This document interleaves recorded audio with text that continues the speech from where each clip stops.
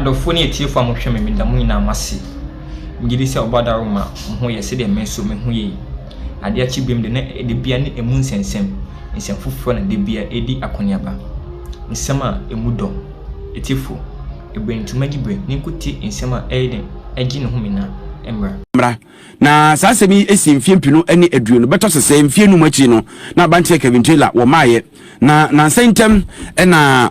enkraba yese otabe ba wo mamu na nso ba ambambofo ne di achi bo ne ho ban enti no na ayeden se bia se mra no kora be kire no amantam no a ebeche no enei ene etisa bantie no akọ Supreme Court okoye no court ne tenase no atemuafo makomako enum tenaso no emu nan se o na asem no woroma boato ogu ba akopɛ ene jijina musen kasem no enyina ho na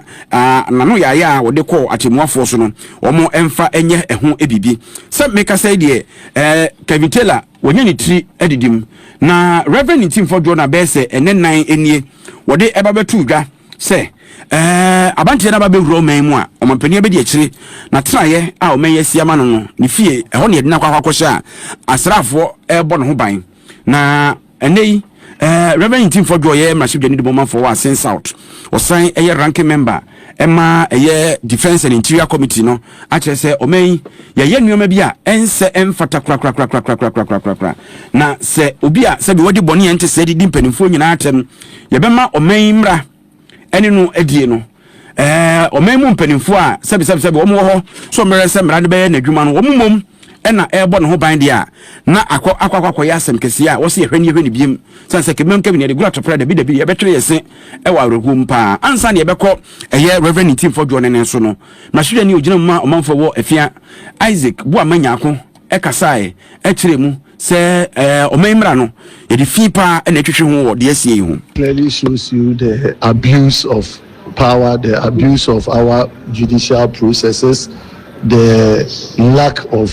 respect for the laws of this country. How on earth would an individual with such a warrant of the court pending on him be able to come to the jurisdiction, not get arrested, is able to file an application before the Supreme Court, enter the premises of the Supreme Court, not get arrested, and the matter be even heard by the Supreme Court? This is someone who made such scandalous accusations against the judiciary itself, against a judge who was sitting additionally as a high court judge in a matter, and brought the reputation of the judiciary into disrepute. And properly so, the court had issued a bench warrant for his arrest, and the person had the ability to enter into this jurisdiction, was not arrested. He had the opportunity to file an application on the 2nd of July, and the court on this day have quashed the bench warrant that was issued on him. I find this as interesting times. That does not befit the democratic dispensation that we find ourselves. Eti mrashidwa ni ojina mu manfo a ewo efia abato mpesua so Isaac bu amanyako na wote ne nka no kirikire mu se ekoba se ye de bench warrant 2 bi so a eniema ewo se nipa ne fam ene se de mra no eka. Procedurally, if a court issues a warrant against an individual and the powers of the state have the means to arrest the person, the first thing is for the person to be arrested, brought before court, and the person can make a case against the arrest and file his processes for the court to either quash it at its level, review its position, or then you take the matter to the next level. So I'm not so much concerned as to the merits of the decision of the court, but as to why the decision of the court, the previous decision, which was still pending, was not activated. Why the court did not ensure that the laws worked by arresting Kevin Taylor and putting him before, placing him in the cells before allowing the matter to be heard. On the 4-1 decision by the court, I'm a lawyer by profession. I don't want to impugn any negativity to the court, but it's interesting that since the NDC came into power, the justice system is gone the opposite way, which the NDC themselves were complaining against. Eti wey ensamo a Isaac bu amanyako oyem rashidwa ni demo manfo wa fia odi tudwa na yentie Reverend Team for Joy ono no ote asemi de waka e de afa ho sanse oni ose enye ne nwanwa di ohunu ye sa sojafoɔ no ne ade na ɛbɔ Kevin Taylor ho ban ye ne fa VVIP di bogro memu no ho ka no nse no ye pefa hodie na ama no na fa hodie nso de ɛden a ye bekyinkyimra no na ye de ama no. Oh, media anyame wan wakra media intiaso recruitment efuni anyame wan kopa se obi a wadi di otumfo atam wadi di ahemfo kroma akɛse atam asɔfo mpanifo mampani ne kroma mpanifo nyina wadi di wo mo atam asi na no atra judge fo a wo mo ne judiciary no mu kura mu maye na akoba se asɛm na no tra court ni nti judge ba ko gina mu ma court no the bench warrant at all to say omra emegina court na nim enyina no na wondo tuna no mekana sem de ntia enis won go to prison no megina ho nka onyina no na for about 5 years to kromo ha na ko ba say all of a sudden bambi as a sign ya new government will buy you know to me on July 5th to me at the number Krumha. Obaya, maybe sounds of me but to get the door on it is a assembly and minimum minimum cancer. Make cancer more. Let me win your soul.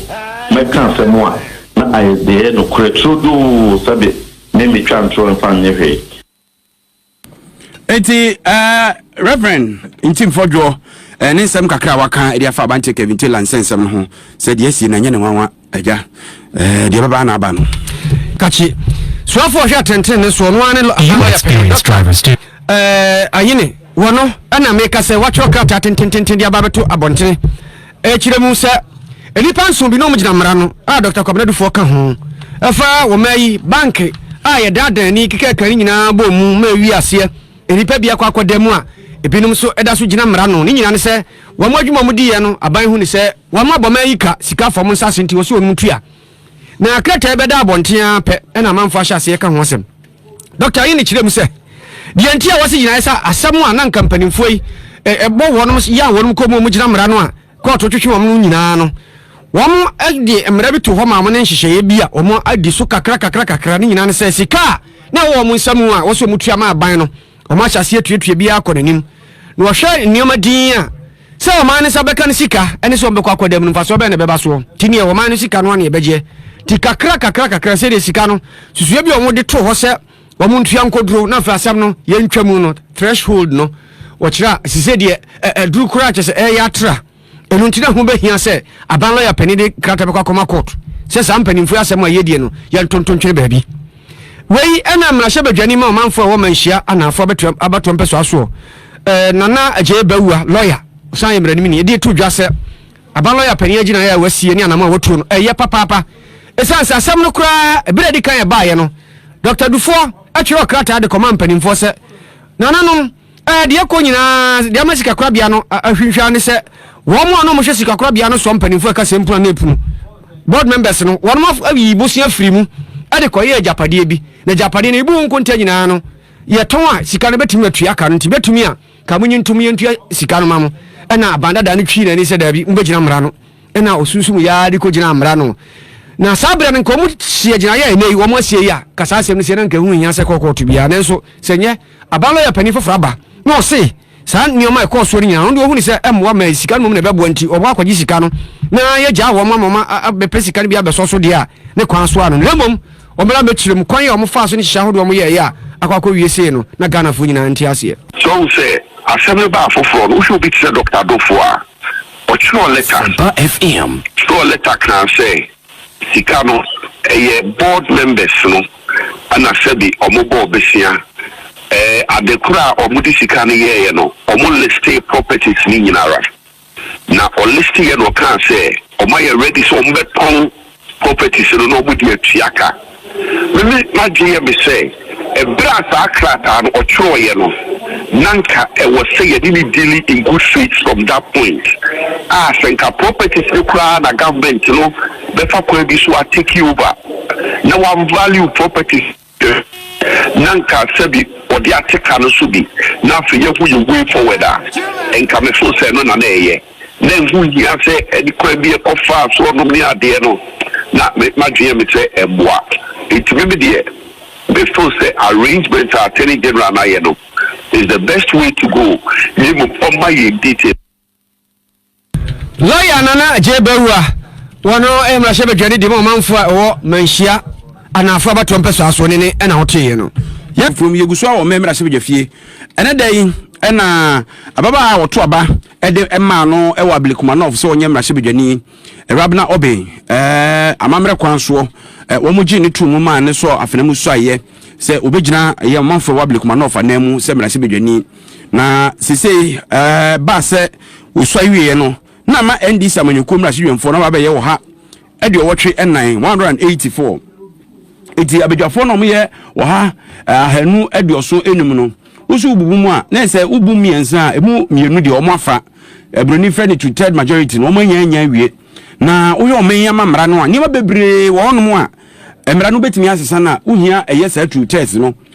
enti na ye se aben soko ediama NDC ne na ban etebia so bi opeso ye bia so se kwa bedwafie na ekoje sebe ekiribɔ nko ade a wo dom ewa bedwafie ho no a onhia sebe bi wo dom kuma adwena na asempo no obeka so obetena na won tena to da bia workout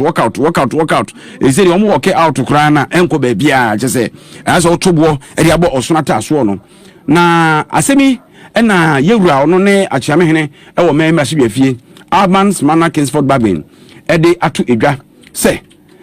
ewom se abanye tebia so sesei wono enya dom dodo enya mana boro so kura koduru se wono ade hye no nko a na sa bedwafo no nko aba bedwafie ho a omo odomo betim ya bibi on peso omde ye bia si ye hyemra si etumra si edi nkomo se ye den nanso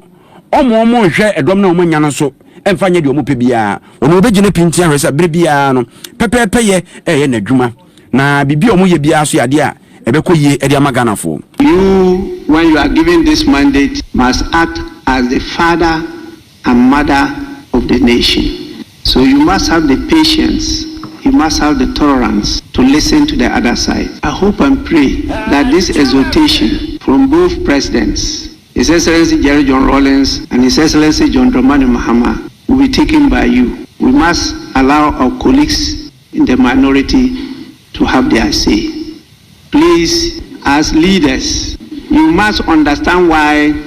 lions don't live for long. Particularly the male lions don't live more than 10 years. And research has shown why. The female lions don't live more than 15 years. But the tortoise can live for hundreds of years. There's a good reason for that. Openi Aban Babin ena ode ninsem kan nyina ya bebuo midini nyina be ya bebuo na nka ye de ka ze de nya dom nya asem ketua ne wa chechire mu amana kwa kwa wie se ewiase ye kanfu du afro ne kanfu achacha ye kama efunu ne kama da kamana enti akoba ne se ya dom na ba be du nsem saa no de man dodo ne hwedodo anim efiri ne nchen enti e wo so mo de ye adwuma papa dom kase no ba no dani yera mama yarga ne original dada ne serious nko alozo eze de ne pese ya yentimi nye ye karibi nkum ye kari nifa se kutu se bam ye pebia ye betima ye nemmom ye behwe se ye betu anamompa ye befa adwen pa ye beboa me asesa Ghana no ye pese ye sesa no ye nye ema no enkonko bro so nko ye se Nebukadnezar tumi bedi ne nsem no de ye de opa ewi akire okudi wiram no. The National Democratic Congress now, for the first time in a very long time, has 2/3 of this House. Mr. Speaker, with this number, we can do many good things for this country. With this number, we can carry out significant constitutional reforms to make this country better. Ghanaians today have given us all the numbers that we need to reset Ghana.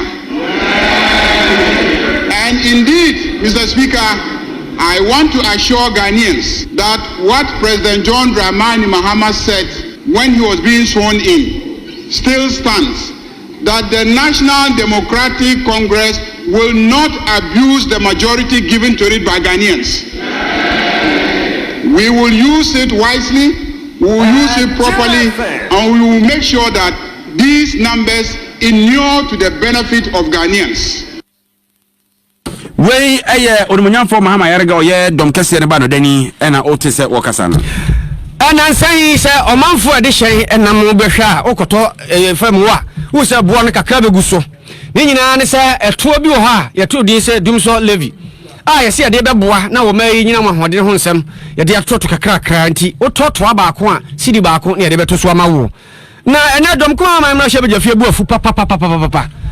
wonu masem ne se an yede yesu aye fia sa no manum ye hya hanso ye wasem ye beka ama nsem twofo abetie bi ne yesi wonka ne ntie wo mo se de wo ka nyina ne se de ntie a ebo na kosoro no ye mfa so bo mo aban ene so afo hwisi kasem so wasi wo mo anka no kura bi ankyere ganafo de di kan abre to no wo me yese wo mo de ba no a wo mo so de ti aye na nsusan so wo mo dunka mfa so bebrenti wo ye de ye betimi abaso yi so afo no be ka kyere ganafo se to ne ye de ba wo koto fam wa unhunu usikam enkom ewi ase akom ti so afo hwesi kasem so Dr. KSL atofosin papa no wanka no kura ankyere ganafo na de waye no enya de papa kura aba no onim se sa to no de to ho a se de tie bia fa ngobo no be pagya ne so hyeda empagya no twi nani na wo de yenti asem a sa bre no so afo hwesi kasem so Dr. KSL atofosin okaye o sem no o mrahye bedwafie. To help raise additional revenue to fund the needs in the power sector, government is proposing an increase in export price of petrol, diesel and related products. The impact will be absorbed by the gains made from the strong performance of the Ghana cedis. The Speaker, I repeat, the impact will be absorbed by the gains made from the strong performance of the Ghana cedis. And this will mean that consumers will not have to pay extra for the price of petrol and diesel beginning today. Right, Honorable Speaker,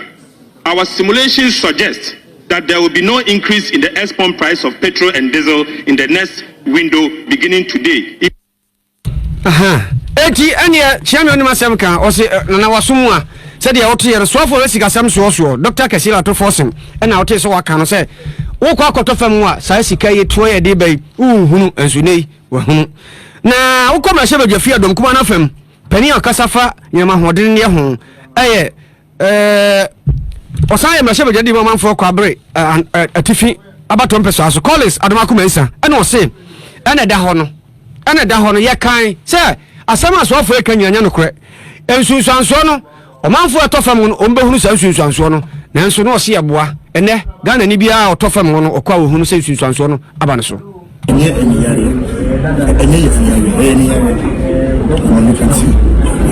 top petrol.